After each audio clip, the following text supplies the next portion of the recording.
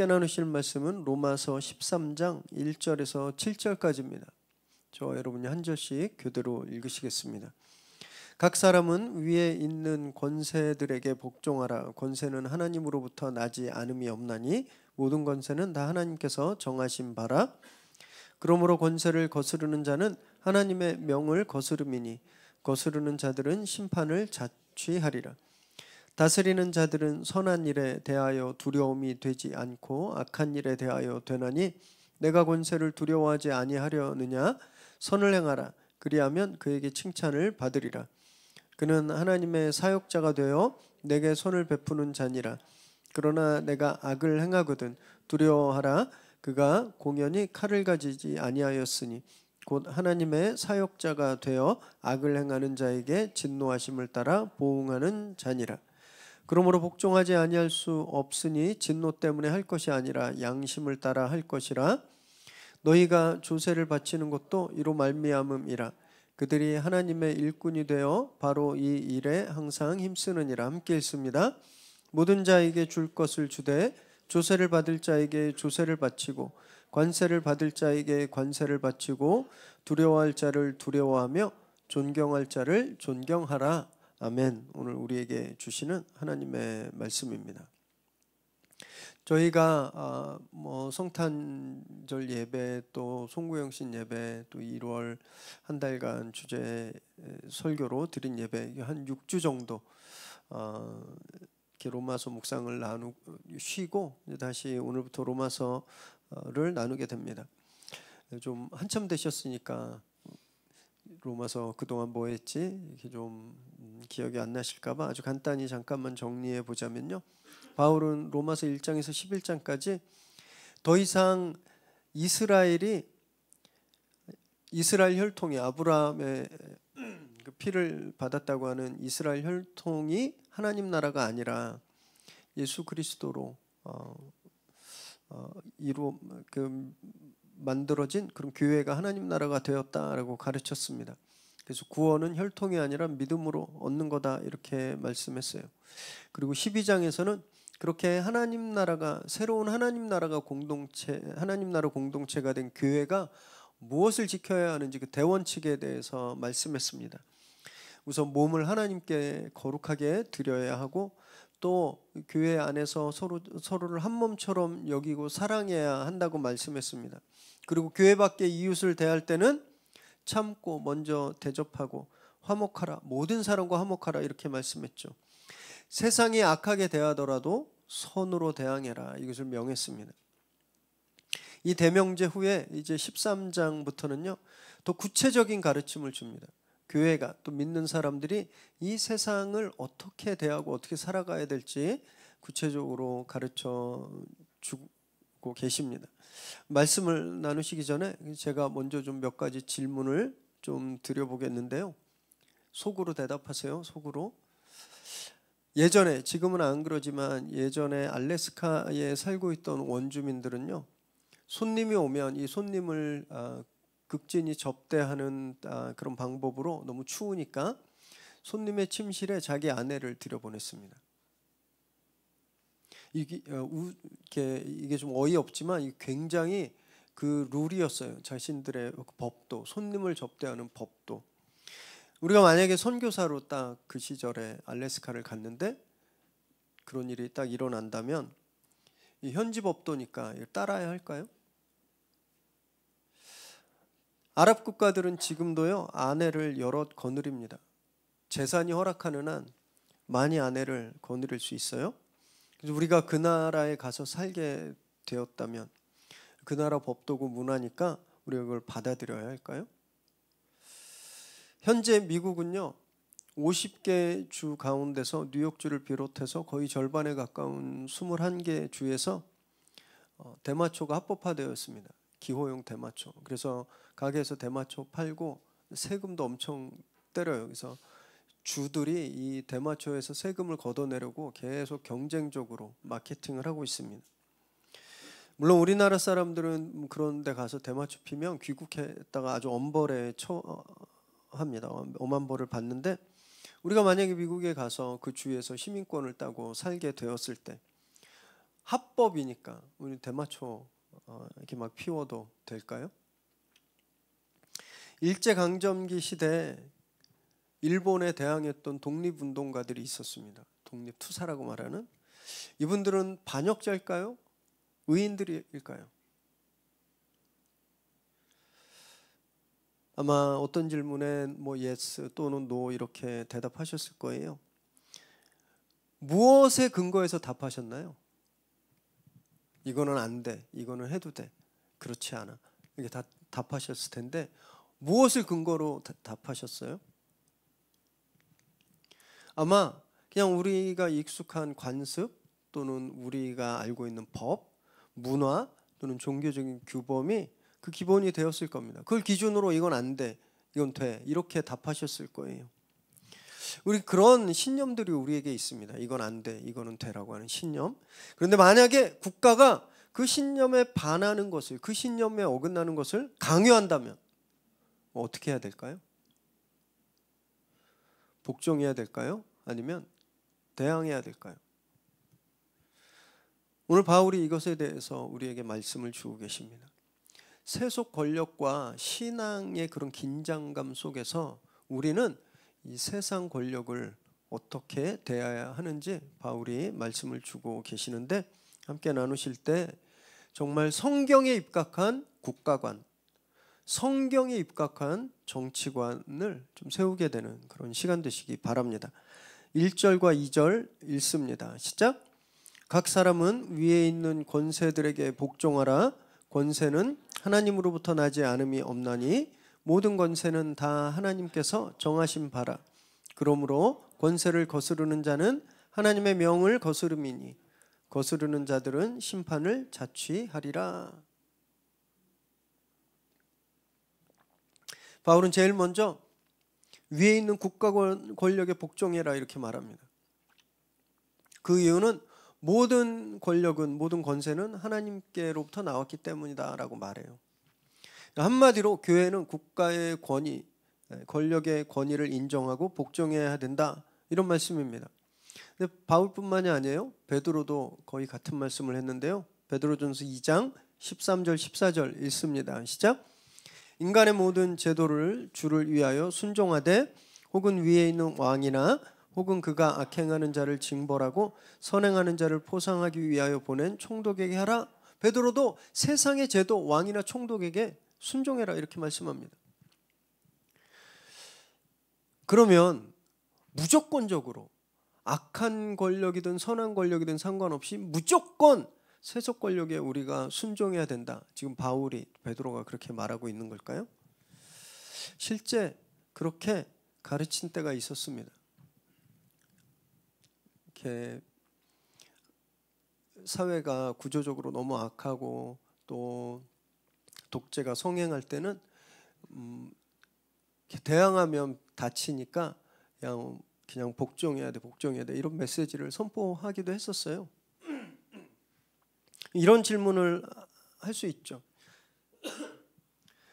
히틀러가 홀로코스트를 저질렀습니다. 아우슈비츠에서 유대인들을 비롯해서 장애인, 집시들, 동성연애자들을 포함해서 무려 집계된 숫자만 1000만 명이 넘는 사람들을 죽였습니다. 학살했어요. 그 히틀러한테도 우리가 순종해야 되나요? 어떻게 생각하세요? 실제 나치 치하의 독일 국가교회, 기독교 연합이 순종했습니다. 나치. 부역했어요. 그래서 유대인들을 색출하고 나치에 반대하는 사람들을 고발하고 이런 일을 독일 교회가 했습니다. 독일 교회는 그 후로 지금까지 회개하고 날짜를 정해서 자신들의 잘못을 계속 공개적으로 고백하고 있습니다.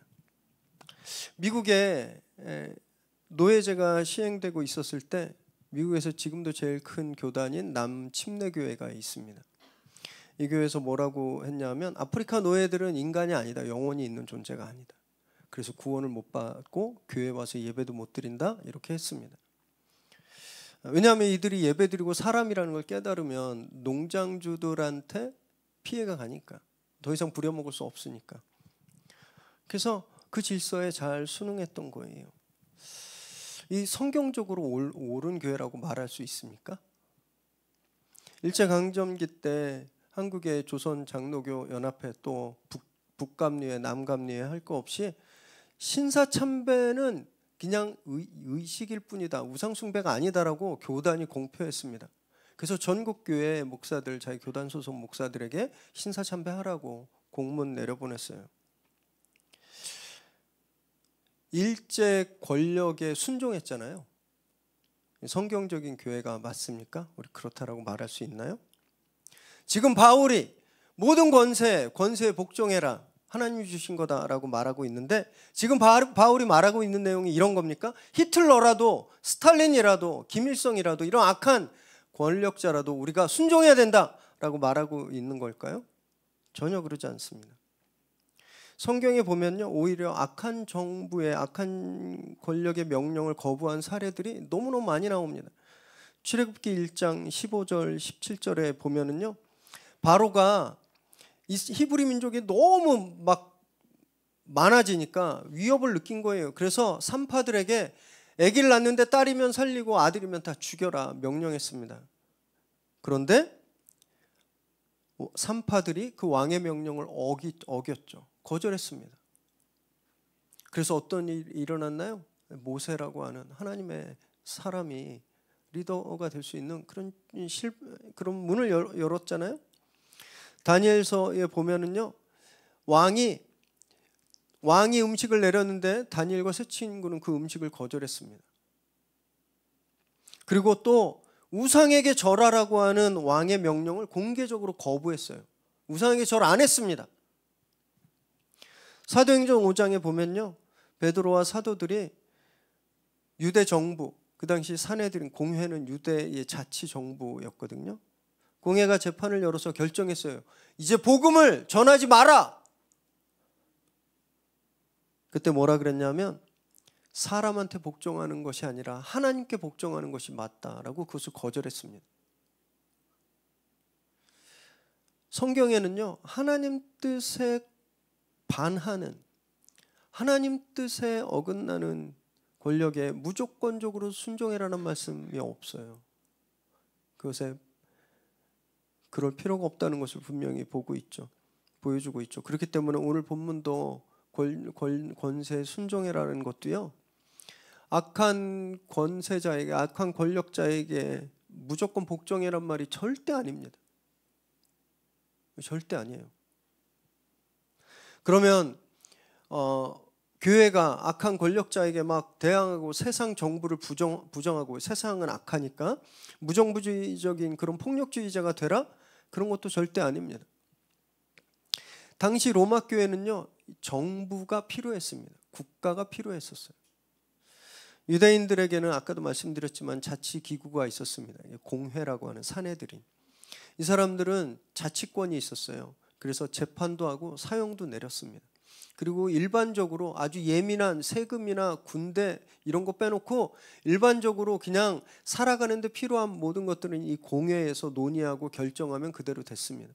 그래서 이 산헤드린이 로마 총독과 협상을 해요. 그래서 올해는 이렇게까지, 여기는 우리가 하고 이거는 이렇게 하겠습니다로 협상을 합니다. 그리고 그 결정사항을 로마 전역에 살고 있는 유대인들 회당들이 동네마다 있으니까 거기 통보해요. 그럼 유대인들이 그걸 지키면 로마로부터 보호받았습니다. 그들의 재산, 그들의 직업 이런 것들이 다 권익이 보호받았어요. 그런데 교회는 이 당시에 이 유대인들로부터 퇴출당했잖아요. 왜냐하면 이방인들도 막 형제자매로 받아들이고 무할례 받은 사람도 막 하나님의 백성이라고 이야기하니까 이 교회를 유대인들이 배척했습니다. 그러니까 교회는 산헤드린의 결정을 따를 수도 없었고 산헤드린의 보호도 받을 수가 없었어요. 실제로 유대인들은 로마에게 계속해서 어필했습니다. 이 이단이라고, 이 미풍양속을 흐트리는, 지금처럼 잘 짜여진 이런 시스템을 무너뜨리는 그런 사람들이라고 교회를 계속 고소했거든요. 이런 현실에서 교인들이 자신들의 재산과 생명을 보호받을 수 있는 그런 길은 단 하나밖에 없었습니다. 로마 국가의 보호를 받는 거였어요. 그래서 이들이 로마 법을 존중하고 또 로마의 자신들이 해야 될 의무를 잘 지켜서 로마가 이들을 지켜줄 수 있게끔, 그러면 안정적으로 복음을 전할 수 있잖아요. 그런 의미로 바울은 모든 권세가 하나님으로부터 나왔다라고 말하고 있는 겁니다. 하나님께서 교회를 보호하시기 위해서 로마라는 나라를 세우시고 그들에게 권세를 주셨다는 말이에요. 마오쩌둥이 이런 말을 했거든요. 권력은 총구에서 나온다. 이게 세상이 권력을 보는 기본적인 가치관입니다. 권력은 자기들이 쟁취하고 자기들이 얻고, 돈이 많으면 그게 권력이고, 사회적인 지위가 올라가면 권력을 자기들이 누린다고 생각했어요. 권력은 사람한테서 왔다고 생각합니다. 그런데 성경은 다른 말씀을 하고 있는 거예요. 권력도 사람이 아니라 하나님께로부터 온다라고 말하는 겁니다. 이건 당연한 말씀이죠. 왜냐하면 온 세상의 주인이 누구세요? 하나님이십니다. 모든 것이 다 하나님 것이잖아요. 그러니까 권세도 권력도 파워도 하나님께로 나오는 것이 마땅한 거죠. 지금 바울이 그 이야기를 하고 있는 겁니다. 그 이야기를. 이것이 성경이 말하고 있는 국가관이에요.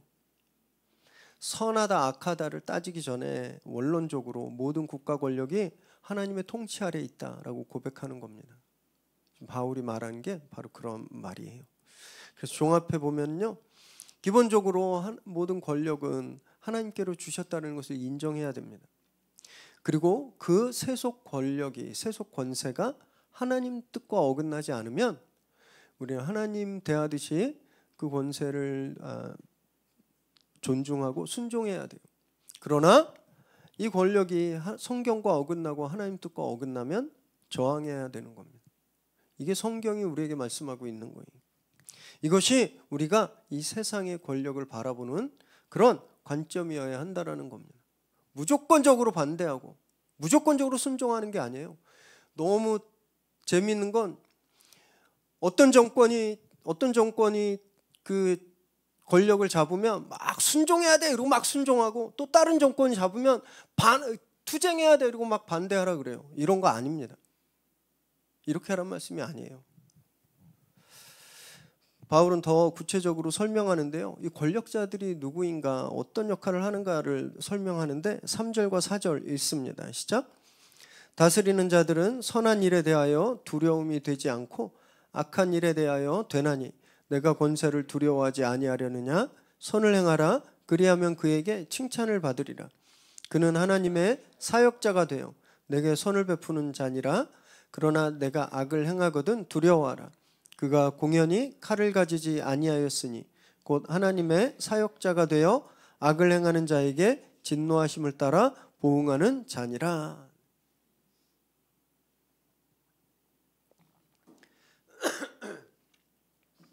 바울이 이렇게 굉장히 두세 겹 꼬아서 신중하게 말하는 이유는 상황이 되게 예민했기 때문입니다. 이 당시 미친 황제라고 불리는 네로의 압제 속에서 정말 교인들이 막 잡혀가고 탄압이 극심할 때였기 때문에 바울이 정말 조심스럽게 말하고 있는데, 바울이 여기서 말하는 일은, 말씀하고 있는 건 간단합니다. 그렇게 세속 권력자들이 하나님 뜻에 합당하게 이 사회 질서를 유지하는, 사회를 잘 공정하게 유지하는 그런 선한 일을 감당하고 있기 때문에 그들의 통치를 따르는 것을 두려워하지 말라, 이렇게 말하고 있는 거예요. 그래서 4절에 보면 그 통치자들을 두 번이나 누구라고 부르냐면 하나님의 사역자라고 부르는 거예요. 하나님의 사역자, 하나님의 사역자. 하나님을 대신해서 무엇을 일하는 사람들이라는 뜻이에요. 이건 뭐예요? 하나님 뜻에 합당하게 일하는 그런 권세자들, 권력자들을 뜻하는 거죠. 그래서 바울은 이 권력자에 대한 맹목적인 복종을 지금 말하는 게 아니라 우리가 누구에게 순종해야 되는가, 그걸 말하고 있는 겁니다. 우리가 복종하고 순종해야 될 사람은 하나님의 사역자라는 거예요. 하나님 뜻에 합당하게 권력을 행사하는 사람이다라는 것을 지금 여기서 말하고 있는 겁니다.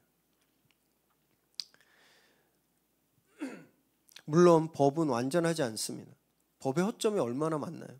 같은 잘못을 저지러도 누구는 무죄 받고 누구는 징역 살고 있는 거 우리가 보잖아요. 절대 법은 공평하지 않습니다. 그래서 이런 우스갯소리가 있어요.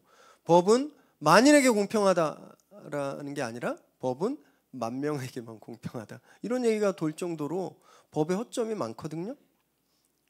그러나 법은 또는 법을 집행하는 공권력은요, 미니멈급, 최소한의 선의 역할을 한다라는 겁니다. 사회의 질서와 공의가 무너지지 않도록 강제하잖아요. 최소한으로 사람들의 권리와 생명을 보호하는 역할을 합니다. 그렇게 완벽하진 않지만, 그리고 만족할 만하진 않지만 하나님을 대신해서 그 역할을 하는 권력자들을 교회가 존중하고 순종해야 된다. 지금 그 말씀을 하고 있는 겁니다. 예를 들어서 로마서 12장 9절에서 바울은요, 개인 간의 원수 갚는 일을 금했습니다. 로마서 12장 9절 읽습니다. 시작. 내 사랑하는 자들아, 너희가 친히 원수를 갚지 말고 하나님의 진노하심에 맡기라. 기록되었으되 원수 갚는 것이 내게 있으니 내가 갚으리라고 주께서 말씀하시니라. 개인적으로 원수 갚지 말고 그 원수를 하나님께 맡기라고 말했잖아요. 그러니까 하나님께서 우리 원수를 갚아주시는 분이세요. 그러나 현실에선 국가가 어느 정도 그 일을 행한다라는 겁니다. 내가 다른 사람에게 피해를 입었을 때 법으로, 재판으로 그 피해를 보상해 주도록 하고 잘못된 사람에게 벌을 주잖아요. 하나님이 하실 일을 어느 정도 이 현실적인 차원에서 국가가 그 일을 한다라는 거예요. 또 하나님께서 우리를 지키시는 분이시죠. 하나님이 우리의 생명의 주인이시고 하나님이 우리를 보호하시는 분이세요. 이 현실에서 국가가 그 역할을 어느 정도는 하고 있잖아요. 경찰, 군대, 그리고 관청들이 그 역할을 감당하고 있습니다. 그래서 우리가 밤늦게 다녀도 총 맞아 죽을 걱정을 안 하는 거예요. 이 시스템이 어느 정도 안정화되어 있기 때문에. 그래서 커피숍 가셔서 노트북으로 막 뭐 하시다가 그냥 놓고 화장실 다녀오셔도 되잖아요.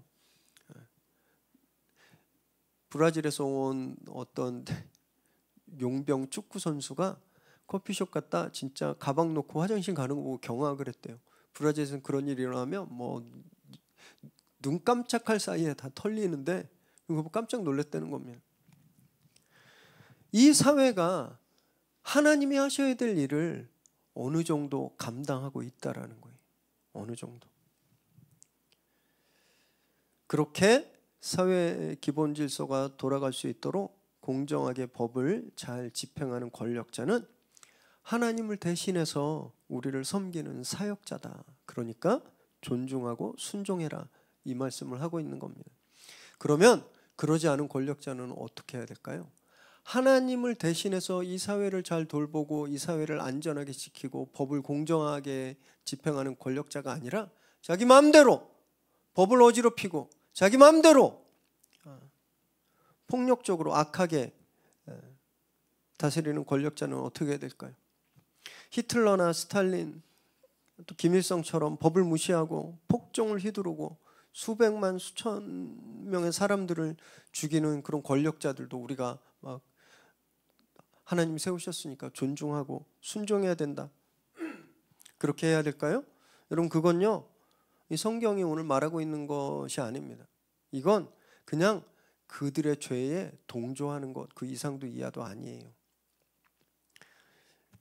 나치에 부역했던 독일 국가교회, 또 신사참배를 옹호했던 일제강점기의 한국교회는요, 반성경적인 겁니다. 이들은 바울이 말하는 권력자에게 순종하란 말을 지킨 게 아니에요. 이들은 그냥 권력자들의 죄에 동참했을 뿐입니다. 악한 권력엔 저항해야 돼요. 이것이 성경이 우리에게 말씀하고 있는 겁니다. 그런데 여기에 절대 원칙이 있습니다. 절대 원칙. 바울이 이것을 우리에게 말씀했거든요. 12장 21절 함께 읽습니다. 시작.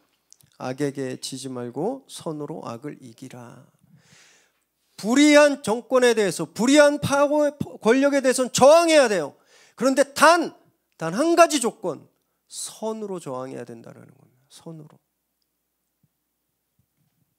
똑같이 악하고 무법적인 그런 거친 방법이 아니라 선하고 아름다운 방법으로 저항해야 된다라는 거예요. 패역했던 황제 네로의 초대교회가 저항한 방식이 그거였습니다. 이들이 무장봉기를 일으키거나 암살 시도를 하고 테러하지 않았습니다. 교회는 어떻게 저항했는지 아세요? 가장 선하고 아름다운 방법인 순교로 저항했습니다. 자기들 목숨으로 저항했어요. 그래서 로마를 복음으로 점령할 수 있게 된 거거든요. 우리나라 선거가 다가오고 있어요. 요즘 보면 평소에 정치에 관심 없는 분들도 막 달아오르고 있습니다. 이제 점점 더 아주 날카롭게 막 양쪽으로 갈려가지고 막 갈등하고 부딪히고 난리가 날 거예요.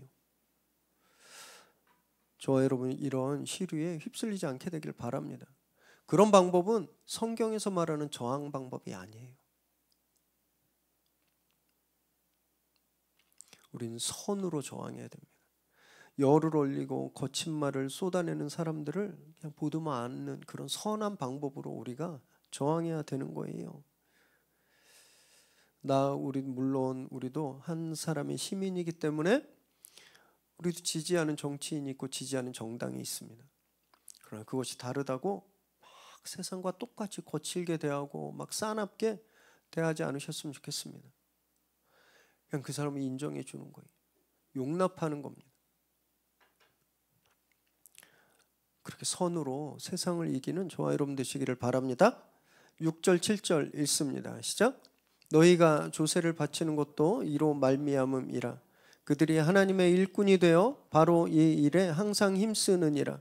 모든 자에게 줄 것을 주되 조세를 받을 자에게 조세를 바치고 관세를 받을 자에게 관세를 바치고 두려워할 자를 두려워하며 존경할 자를 존경하라. 그리고 나서 바울은요 굉장히 예민한 문제인 세금 문제를 언급합니다. 바울이 앞에서부터 계속 이야기해 왔던 그런 논조에 의하면 하나님의 뜻에 합당한 그런 하나님의 대리자로서의 국가 권력, 이 국가 권력이 무엇으로 운영되나요? 세금으로 운영되죠.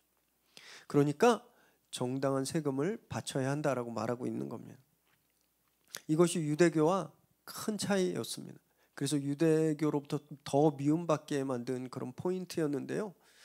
유대인들은 로마에 점령 당하는 그 순간부터 로마에 멸망하기 직전까지 60년에 티투스 장군에 의해서 예루살렘이 완전히 초토화될 때까지 계속 봉기를 일으켰고 계속 독립을 원했습니다. 세금 때문이었어요. 세금. 이미 유대인들은 산헤드린과 성전을 위해서 세금을 바치고 있었습니다. 그런데 거기에 로마에게 바쳐야 되는 세금이 이중과세 되는 거예요. 너무 힘들었겠죠. 그리고 잘 아시다시피 유대인들은 이 금전에 굉장히 예민한 사람들이었거든요. 그래서 계속 끊임없이 이 로마로부터 벗어나려고 했던 거예요. 그런데 바울이 교회 다니는 사람들, 로마 교회 너희들은 세금 바쳐 라고 말하니까 얼마나 미웠겠습니까? 바울이 세금을 바치라고 하는 건 세속 정권이 법을 집행하고 사회 질서를 유지하는 일을 하기 위해서 또 교회가 그 혜택을 받고 있으니까 의무를 다해야 된다라고 말하고 있는 겁니다. 그래서 보면 세금은 성경의 입장에서 볼 때 세금은 일종의 국가에 바치는 11조 같은 겁니다. 이스라엘에서 11조는 제사를 담당하고 하나님의 일을 담당하는 제사장들, 레위인들의 생활을 위해서 쓰였습니다. 11조는. 또 가난한 사람들, 고아와 과부와 이방인들을 위해서 11조는 쓰였어요. 그게 11조의 목적이었습니다. 그랬던 것처럼 세금으로 권력자와 공무원들이 생활하고 또 사회의 어려운 사람들을 돕는 일에 쓰게 되잖아요. 11조와 기능이 똑같은 거죠. 그래서 바울이 이 11조를 이 세금을 잘 지켜라라고 말하는 거예요.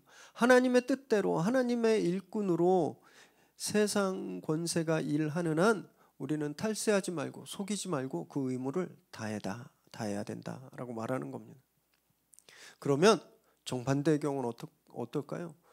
권력자가 나라 돈을 헛되이 쓰고 세금을 자기 마음대로 쓰고 사치하고 본인을 만족하는 일에 세금을 쓴다면 그래도 우리는 막 이 의무를 다해야 될까요?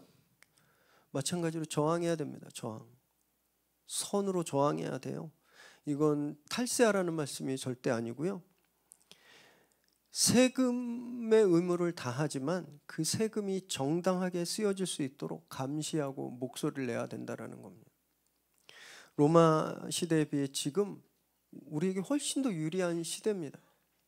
우리는요, 투표권이 있어요. 투표권. 그리고 각종 민원 채널들이 있습니다. 잘못된 것을 알릴 수 있는 통로들이 많아요. 여러분, 이런 걸 사용해서 잘못된 권력을 견제하고 그들이 죄를 짓지 못하도록 경고하고 이 일을 행해야 되는 거죠. 이것이 선으로 악을 대항하는 겁니다. 어떤 분들은 이렇게 말씀하시는 분이 있어요. 그래도 우리가 그냥 기도해야지. 권력자를 위해서 기도해야지. 지도자를 위해서 기도해야지. 맞는 말씀입니다. 근데 문제는 그냥 기도하고 끝난다는 게 문제예요. 바울이 오늘 여기서 네로가 그 못된 황제지만 그냥 기도해 이런 말 안 하잖아요. 바울이 말하고 있는 건 선한 리더엔 순종해야 되지만 그렇지 않을 땐 저항하라는 말씀을 지금 하고 있는 겁니다. 그래서 계속 하나님의 사역자, 하나님의 사역자 이 이야기를 하고 있는 거예요. 이것이 전제 조건인 겁니다. 저희도 기도해야 됩니다. 특별히 이제 2달 정도 후에 3월 10일 날 총선이 있죠. 하나님의 뜻에 합당한 바울이 오늘 성경에서 말한 하나님의 사역자라고 말할 만한 그런 분들이 세워질 수 있도록 지금부터 기도하셔야 됩니다. 그리고 거기서 끝나는 것이 아니라 행동하셔야 돼요. 누가 그런 사람인지 꼼꼼히 살펴보아야 합니다. 그냥 내 친한 사람들한테 막 들은 유언비어나 막 그렇더라 저렇더라는 거 가지고 막 진영 논리에 휩싸여 가지고 막 표를 행사하시면 안 돼요. 그럼 우리에게 주어진 선한 의무, 선으로 악을 대항할 수 있는 그런 선한 권리를 여러분 행사하지 않는 거나 마찬가지입니다. 꼼꼼히 살펴보세요. 물론 공약의 한 70%는 지켜지지 않는다 그래서 공약은 empty promise, 공약이다 뭐 이렇게 말을 하는데 그래도 기본적으로 그 공약을 살펴보고 그 후보가 과거에 어떤 일을 했는지 조사해 보면 이 사람이 성경에 얼마나 가까운 사람인가, 하나님 뜻에 얼마나 가까운 사람인가 알 수 있습니다. 이 사람이 공직에 있을 때 세금을 어떻게 썼는지, 이 사람이 시민들을 위해서, 국민들을 위해서 어떤 일을 했고 어떤 노력을 했는지 찾아보면 다 나오거든요. 자세하고 꼼꼼하게 살펴보시기 바랍니다. 그래서 그 표를 행사하십시오. 세속 정치는 헛된 거야. 나는 그냥 하나님 나라만 바라볼 거야. 그렇게 말하면서 놀러 다니시더라고요. 투표 안 하고. 그러시면 안 돼요. 행사하셔야 됩니다. 하나님이 우리에게 주신 권리예요. 선으로 악을 대항할 수 있는 권리. 적극 행사하셔야 됩니다. 들리는 소리, 유언비어나 가짜 뉴스에 막 특히 유튜브 보실 때 조심하세요. 양쪽 진영에서 다 검증되지 않은 이야기들이 요즘 얼마나 많이 나오는지 모릅니다.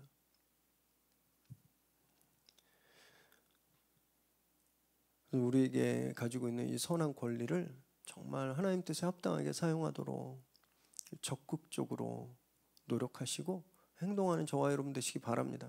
그래서요, 대한민국이 더 안전한 나라가 될 수 있도록, 또 대한민국이 복음을 더 이롭게 전할 수 있는 그런 나라가 되도록 우리의 권리를 선하게 행사하는 저와 여러분 되시기를 주님의 이름으로 축원합니다.